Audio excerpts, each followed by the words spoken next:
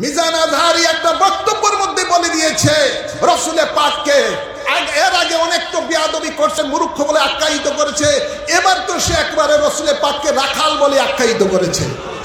অথচ আল্লাহ তাবারক ওয়া তাআলা ঈমানদারকে এটা কিয়ামত পর্যন্ত হারাম করে দিয়েছেন। লা তাকুলু রাইনা ওয়া কুলু উনজুরনা ওয়াসমাউ ওয়ালিল কাফিরিন আযাবুন আলীম।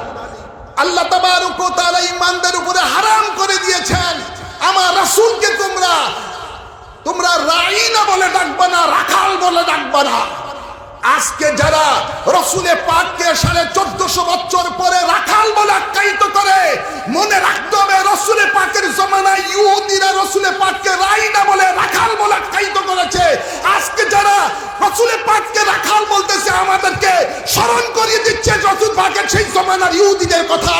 আজকে যারা এটা বলতেছে ওরা ইহুদিদের দালাল, ইহুদিদের চক্র, ইহুদিদের দ্বারা সন্তান। এদেশে এসে রাসূলের পাককে রাখাল বলে আজকে 1450 বছর পরে তারা ঘোষণা দিচ্ছে। ভাইয়েরা আমার, ওরা আবার চায় বাংলাদেশের মধ্যে আল্লাহর আইন। ওরা বলে তাওহীদের লা ইলাহা ইল্লাল্লাহ ভিত্তিতে ঐক্যবদ্ধ হতে হবে। ওরা রাসূলের পাককে মাইনাস করে দিতে চায়। কিন্তু কোরআনের পাকে আল্লাহ তাবারক ওয়া তাআলা এদের সম্বন্ধে বলেন আমিনান নাসি মান ইয়াকুলু আমান্না বিল্লাহি ওয়া বিল ইয়াউমিল আখির ওয়া মা হুম বিমুমিনিন। আল্লাহ বলেন কিছু লোক রয়েছে আমি আল্লাহর স্লোগান দিচ্ছে, আমি আল্লাহকে মানার স্লোগান দিচ্ছে, পরকালের বিশ্বাসের স্লোগান দিচ্ছে। আল্লাহ ফতোয়া দিচ্ছেন ওয়া মা হুম বিমুমিনিন, এরা মুমিন নয়। তাই আজকে যারা আল্লাহ নারে তাকবীরের স্লোগান দিয়ে, নারে লা ইলাহা ইল্লাল্লাহর স্লোগান দিয়ে ঐক্যের ডাক দিচ্ছে, মনে করতে হবে আল্লাহর ফতোয়া অনুযায়ী ওরা মুমিন নয়, ওরা বেঈমান, ওরা মুনাফিক। রাসূলের পাকের মাধ্যমে আল্লাহকে পেতে হবে। আল্লাহ বলেন মাইয়ুতি রাসূলা ফাকাদ আতা আল্লাহ। আমার রাসূলের তাবেদারি হলো আমি আল্লাহর তাবেদারি। তাই ঐক্যের ভিত্তি হতে হবে রিসালাতের উপরে। রিসালাতের মাপকাঠি মুসলমানদেরকে ঐক্যবদ্ধ হতে হবে, তাহলে এই দেশে সত্যিকার দ্বীন কায়েম হবে। ঠিক না বেটি? ওদের নেতা তো কিছুদিন আগে বলে দিয়েছেন আমিরে যে মাজার জিয়ারতে, মাজার পূজার থেকে দুর্গা পূজা উত্তম। নাউজুবিল্লাহ বলতেন না? এই জন্য ওনাদের কেন্দ্রীয় নেতা দুর্গা পূজার মধ্যে গীতা পাঠ করা শুরু করে দিয়েছে। ওনাদের গীতা পাঠ শুনে হিন্দু ধর্মের মহিলারা উলুধ্বনি দেওয়া শুরু করে দিলেন। এই জন্য ওনাদের নেতা দুর্গা পূজার মধ্যে গিয়ে শুকরিয়া আদায় করতেছে যে আল্লাহ দরবারে আমি শুকর আদায় করতেছি এই দুর্গা পূজায় যে শামিল হইতে পারছি। নাউজুবিল্লাহ বলেন না? আওয়াজ করে বলেন।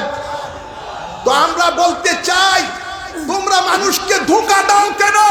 দুর্গা পূজা যদি তোমাদের কাছে উত্তম হয়ে থাকে সেটা নিয়ে থাকো। মুসলমানের মধ্যে ফিতনা সৃষ্টি করছো কেন? মুসলমানের মধ্যে ঈমানের উপর আঘাত করছো কেন? তোমাদেরকে কে অধিকার দিয়েছে?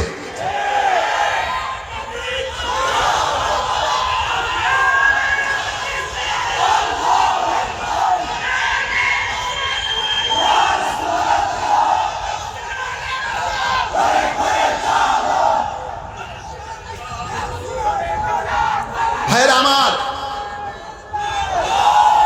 থামুন। হ্যালো,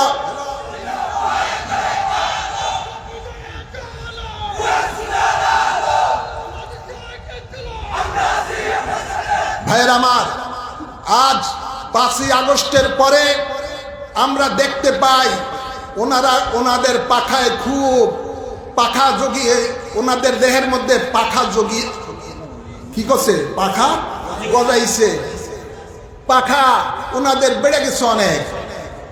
ভাইয়ের আমার, ওরা বিভিন্ন আউলিয়া কেরামের মাজারগুলোর মধ্যে হামলা করছে, সুন্নি আলেম উলামাদের উপরে হামলা করছে, বিভিন্ন মসজিদ দখল করছে, বিভিন্ন মাদ্রাসার ভালো ভালো পদগুলি তারা দখল করতেছে।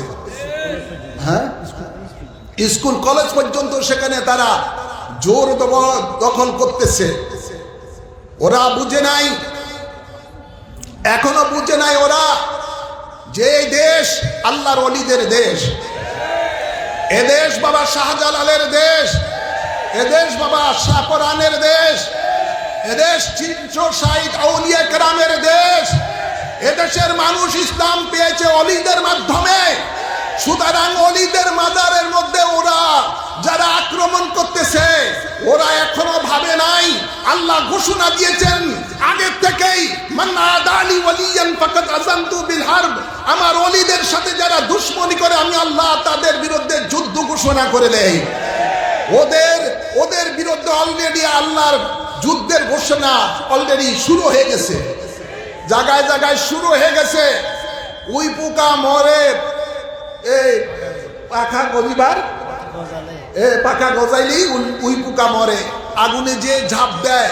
ওরা ওলি আল্লাহর মাজারে যে ঝাঁপ দিতেছে এখনো বুঝে নাই এটা কেমন ধরনের আল্লাহর ওলিদের দরবার। এই জালালিয়ত কিছুদিন পরে ইনশাল্লাহ দেখবেন।